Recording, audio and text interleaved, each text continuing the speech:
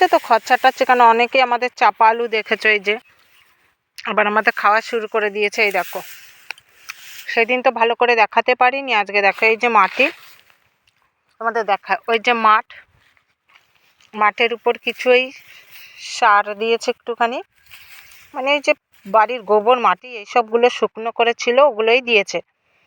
তো তার উপরেই আলু বসিয়ে দিয়েছিল। এই দেখো তোমাদের দেখায় আলু এই আমাদের তুলে খাওয়া শুরু করে দিয়েছে এখন।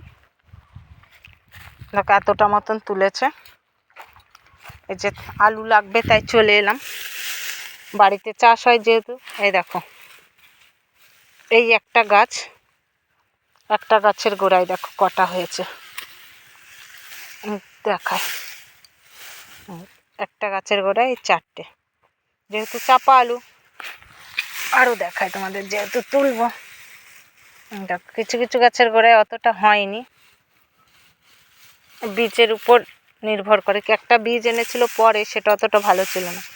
দেখো খালি খড়, আর মাঠের উপর খালি খড়, এতটা গাছ দিয়ে রেখেছিল। আমাদের ভালো থেকে একটা গাছ দেখায়, শুধু খড় তুললেই দেখো গাছের শিকড় আর আলু।